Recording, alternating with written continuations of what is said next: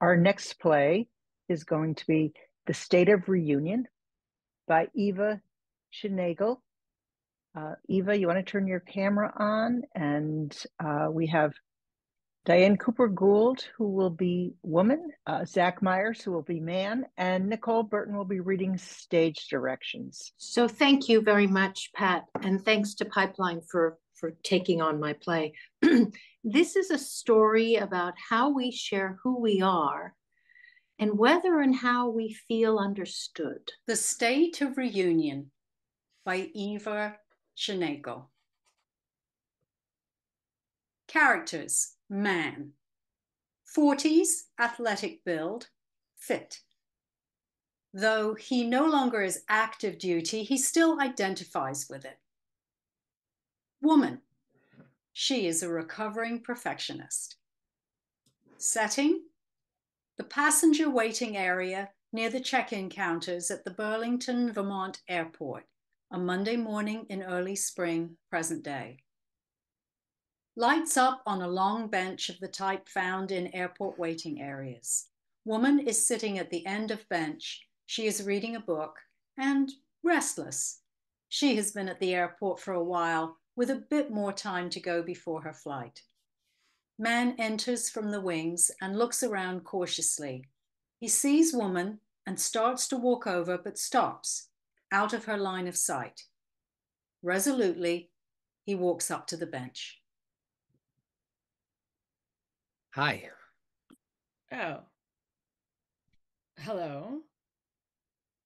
I thought I would see if I could find you. Find me? Yeah, Do I know you? I thought so. Well, maybe not. You remind me of someone I knew 10 years ago. 10 years? That's a while. What makes you think she would even recognize you? We had a moment together. At least I thought we had. I wonder what she thought. Woman returns to reading her book. So I came over from the office. Okay. Maybe it was quiet this morning and the airport isn't that far out of the way. I mean, it's Burlington, nothing's out of the way except my house, I guess. Yeah, I guess that's ways out, considering you have to drive around the lake and with the road under construction. Um, I wanted to catch you before you left. What time is your flight again? Just an hour now. You were here early. Yeah. I thought about exploring some more, but I felt kind of worn out. Yeah, I get that. I feel kind of worn out too. So I left too early this morning to say, well, to thank you for stopping by. Thank me for stopping by. Is that what you call it? I'm not very good with words. You think? Okay, look. It was a risk. I didn't know what would happen when I came here, but I was... Okay, I was curious about what it would be like to see you again in person, in a different place. But I thought you'd be happier to see me. I mean, you tracked me down, but then I felt like you didn't want me there. I'm sorry. It would help to know what precisely you're apologizing for. Your drinking too much last night before dinner, or your lack of curiosity about my life and what I'm doing now. Oh, or maybe the way you basically rolled over and went to sleep right after we had sex. Oh yeah. And then left this morning with a see ya. No, not the best of reunions. Ouch. Wow. Yeah. Okay. I am sorry. All right. Especially for the first one. I was nervous to see you more than I realized. Okay. But for the second one, why was it my responsibility to carry the conversation? I'm not saying that. But it's been 10 years since Afghanistan. And after our initial data dumps about what we've been doing, you just never seemed interested in what I'd been up to. And you did? Yeah, I did. Let's see, I can tell you that you stayed in your job because it gave you flexibility to do what you really like to do, but not with too much responsibility. And that your brother, who is just one of your two siblings and owns a successful wine and cheese shop in town, worries about whether you are happy or just settling. Oh, and that you're basically happy, but mainly because you don't look too closely at the things that disappoint you. Yeah, okay. You were listening. All right. Hey, but I volunteered all that, all right? You didn't volunteer much. No, I asked questions, and you answered them. You barely asked me anything beyond what I volunteered. And I've learned to wait for people to ask before I share much. Like a test. Yeah, I guess. It's kind of like a test. I've just learned that most people don't listen very well. So you were waiting for me to ask questions, and I was waiting for you to tell me things. To conclude, complaint number 1 plus a really long day resulted in the outcome, which is complaint number 3. Wait. Is complaint number 3 the sex or the SIA? The sex. All right. You've got to give me some credit that I came here to deal with complaint number 4.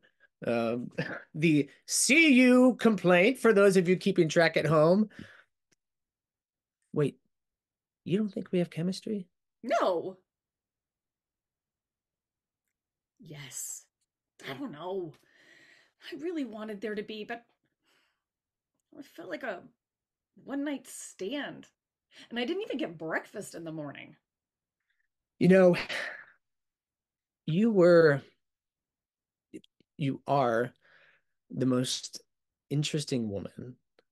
No, the most interesting person that I met during my 9 months in Afghanistan.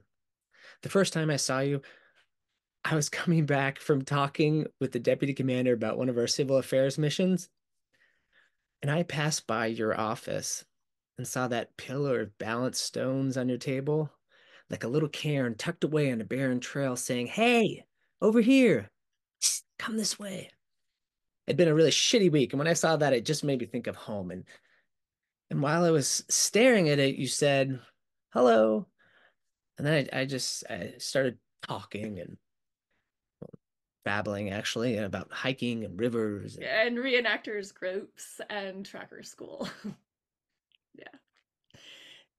It was really nice. You were the first person in weeks to ask me something about myself. Everyone else just seemed intimidated. I mean, they accepted me as a civilian because the commander did, but what that actually meant, they weren't sure and didn't want to ask. Talking with you felt weirdly normal. But then I found out you were married, and I didn't want it to be awkward. So you knew that already when I told you? I'd already dealt with a few guys far from home who turned out to be married, so I got better at checking you all out.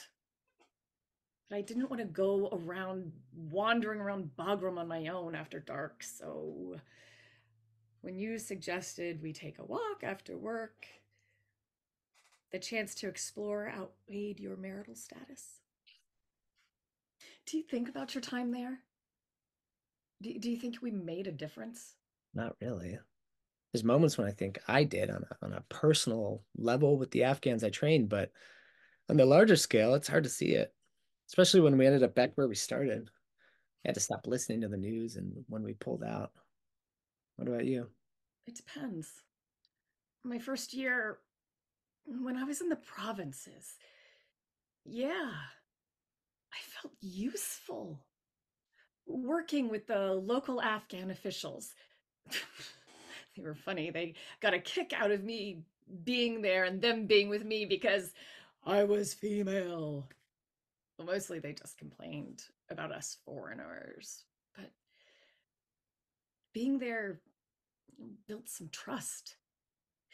A few times after they ran out of complaints, we were able to talk about what comes next. Did you figure that out? I thought so. Maybe a little. At least until all the Kabul officials abandoned ship and ran off with the money. Our money. But Bagram, ugh, the noise, the dust, the grind of work. Do you remember that laundromat we found at the pool table in the library near the KBR contractors village? Yeah. And we sat opposite end of the couch, just like this, and talked about books. No one came in. We had it all to ourselves. That is one of my nicest memories from Bagram. Yeah, me too. And then we went back, and those guys were playing pool, and people were all over the place. Made me realize how temporary everything was over there. I think that was the night we found that illegal bar. The band playing 80s covers. I even resisted having a beer. Nothing in the rules says I couldn't go for a walk and listen to a band. Just no adultery, no drinking. But virtual was okay. Ah, The sexting, you started it. uh, yes, I did. That had never happened to me. I mean, I'd never sexted with anyone before. You've been reserved. I figured you didn't find me attractive. But I guess that's the point of wandering around in public, right? Having deniability that anything inappropriate was happening. The texts made me a little uncomfortable, but they were kind of thrilling too. And then you did it again after our next date. You could have stopped it. Yeah. But you were funny and interesting and smart. I liked you. I hadn't expected that.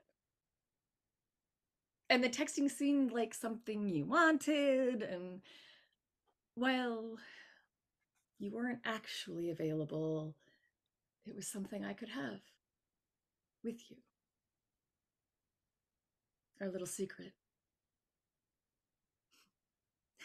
Yeah. I could have stopped it, but I guess I didn't want to.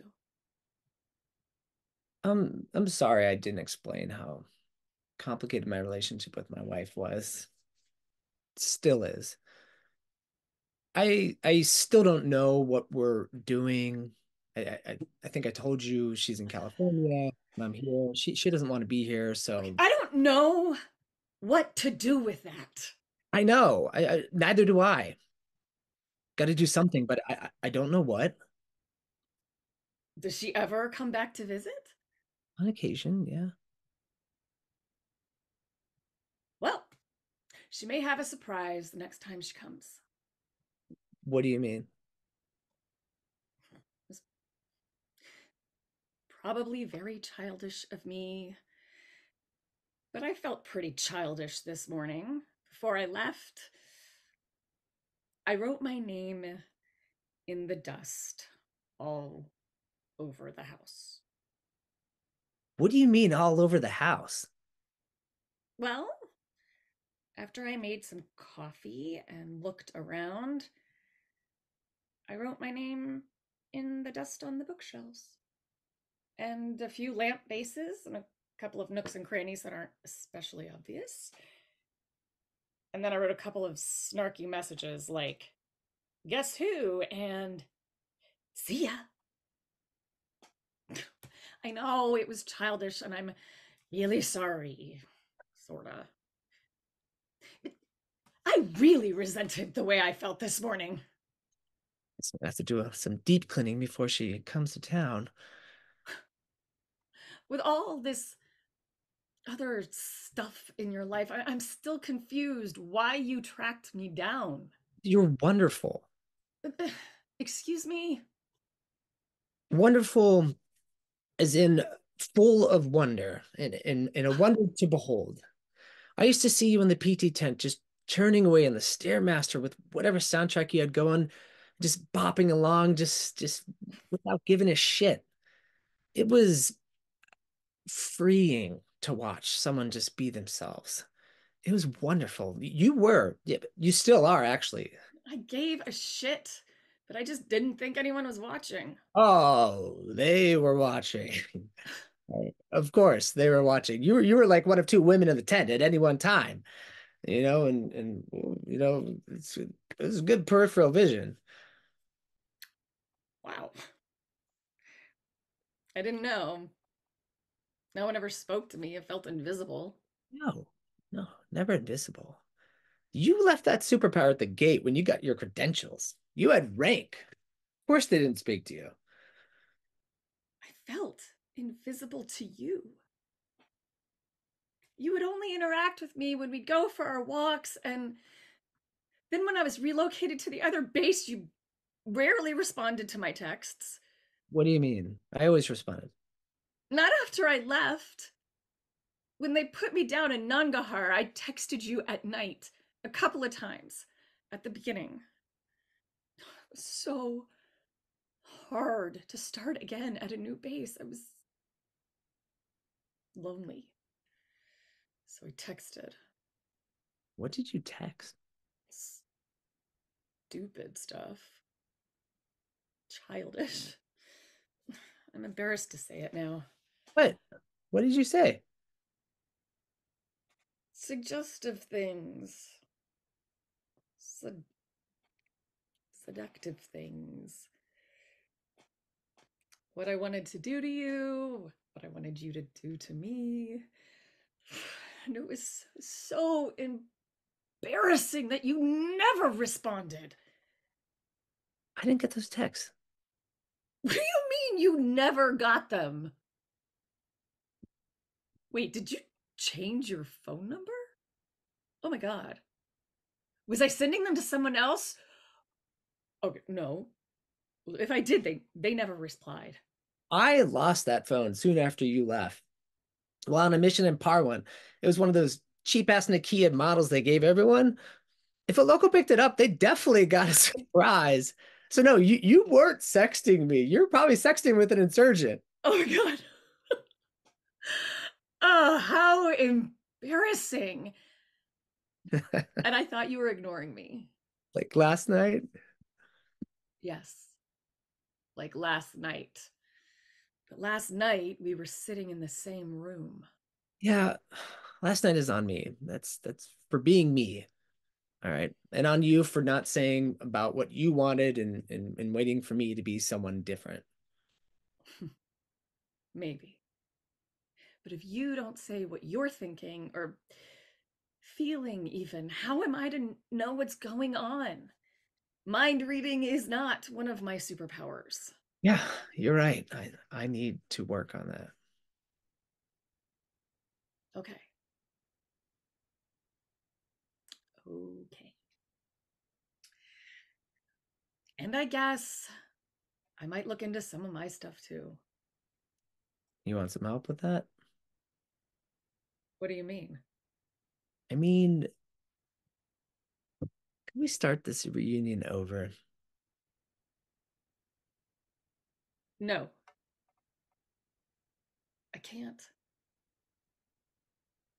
Not while you're still married. Look, I've been on both sides of this, the cheater and the cheated, and neither feels good. I thought I could ignore my conscience and come to Vermont and see you again, but You know, wherever you go, there you are. Oh. Is quoting Buckaroo Banzai supposed to soften the blow? Because, well, it does. Sort of. Man's phone chimes that a text message has just arrived. Do you need to take that? No. And yes, it's the wife. Well, okay then. Phone chimes again.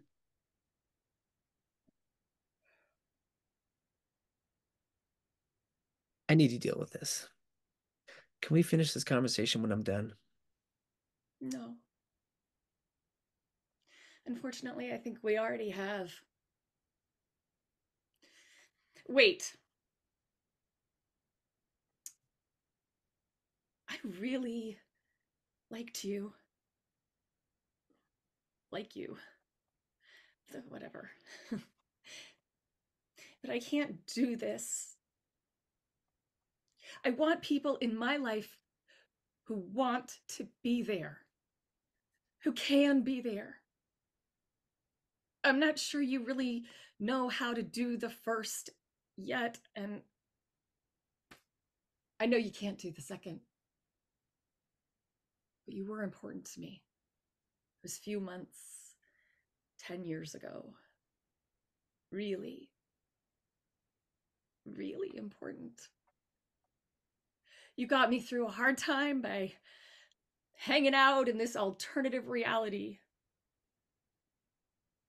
So thank you. And though I am frustrated with this situation, I wish you well. I really do.